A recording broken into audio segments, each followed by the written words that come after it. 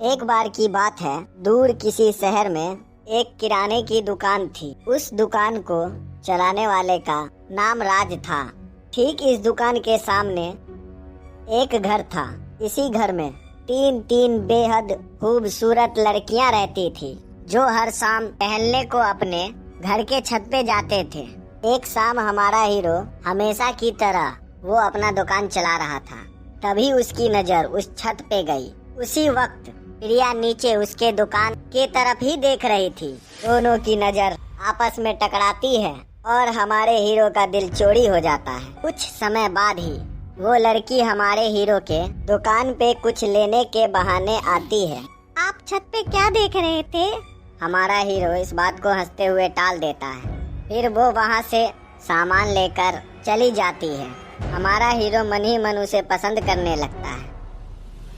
कुछ दिन तक ऐसे ही चलता है। हमारा हीरो नीचे से उसे देखता तो वो ऊपर से नीचे हमारे हीरो को देखती। वो अगले दिन फिर से हमारे हीरो के दुकान पे आती है और बातों बातों में फिर पूछती है, आप ऊपर क्या देख रहे थे? हमारा हीरो इस बार भी जवाब नहीं दे पाता। आखिर कैसे कहे कि वो उसे ही पसंद करता है। जरूर आप ऊपर मेरी बड़ी बहन सपना को देखते हो ना? हमारे हीरो को कुछ नहीं सूझता और डर से हाँ बोल देता है। अच्छा, तो आप मेरी बड़ी बहन से प्यार करते हो? ये सुनकर हमारा हीरो चौंक जाता है, मगर वो कुछ नहीं कहता। इसी बहाने रोज रोज उसे उससे बात करने का मौका मिल रहा था, तो ये मौका वो कैसे जाने देता। ठीक है, मैं आपकी सेटिंग उससे करवा दूंगी, आप बेफिक्र रहिए। इतना बोलकर वो वहाँ से चली गई। फिर वो हमेशा किसी बहाने से हमारे हीरो के दुकान पे आती और बात बढ़ाने की कोशिश करती, मगर हमारा हीरो हमेशा कोई न कोई बहाना लगाकर टाल देता। ऐसे करते करते कई महीने बीत गए। फिर एक दिन वो उसके पास आई और बोली, जरा आप अपना नंबर लिख कर दीजिएगा, मेरी बड़ी बहन मांग रही है। मगर हमारा हीरो नंबर ना देने का बहाना लगाता है। मेरे पास मोबाइल नहीं है।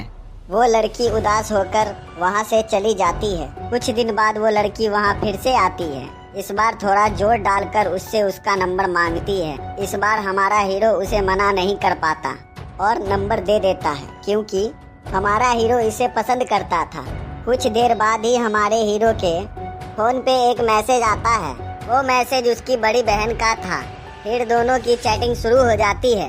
हमारा हीरो भी उसे धीरे धीरे पसंद करने लगता है। धीरे धीरे मिलना जुलना शुरू होता है। वो लड़की कभी उसे मॉल बुलाती मिलने को, तो कभी रेस्टोरेंट बुला लेती। उस चांद को बड़ा गुरूर है कि उसके पास बहुत नूर है, मगर उस बेवकूफ को कौन समझाए कि मेरे पास तो कोहिनूर है। इसी तरह मिलते जुलते कई साल बीत गए और धीरे धीरे हमारे हीरो का प्यार गहरा होता गया। फिर एक दिन लड़की का भाई अपनी बहन के फोन पे कुछ कर रहा था। उसने राज के भेजे हुए सारे मैसेजेज पढ़ लिए और गुस्से में आकर अपनी बहन से बोला, आखिर ये सब क्या है? उसकी बहन ये सब सुनकर शॉक हो गई। फिर थोड़ा सोची, फिर बोली, वो लड़का मुझे कई सालों से परेशान कर रहा है। प्यार करता हूँ कह कर मेरे पीछे पड़ा है और मुझे हर रोज मैसेज कर कर के परेशान कर देता है। उसकी इतनी मजाल। इतना बोलकर उसका भाई गुस्से में वहाँ से चला जाता है। भाई के जाते ही फट से अपना फोन निकालती है और राज को फोन लगाती है। मेरे भाई ने तुम्हारे भेजे हुए सारे मैसेजेस पढ़ लिए। अगर वो तुमसे पूछने आए ना, तुम उससे कह देना कि तुम मेरे पीछे पड़े थे और तुम मुझे रोज परेशान करते थे मैसेज भेज कर। मैंने यही सब कहा है भैया से, तुम भी यही कहना।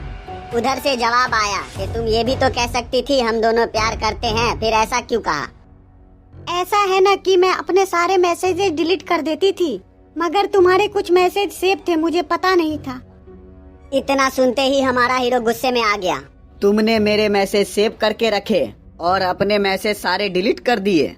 हमारा हीरो लड़की के चाल को समझ चुका था। अगर तेरा भाई मुझसे कुछ पूछने आया तो मैं उसे सब कुछ सच सच बता दूंगा।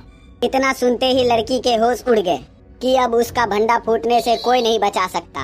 इधर हमारा हीरो उसकी हरकत से बहुत गुस्सा था। वो समझ चुका था कि ये लड़की फ्रॉड है और ये इसे फंसा रही है। अगली सुबह हमारे हीरो ने साली फ्रॉड का बैनर बनाया और उसे अपने दुकान में लगा दिया।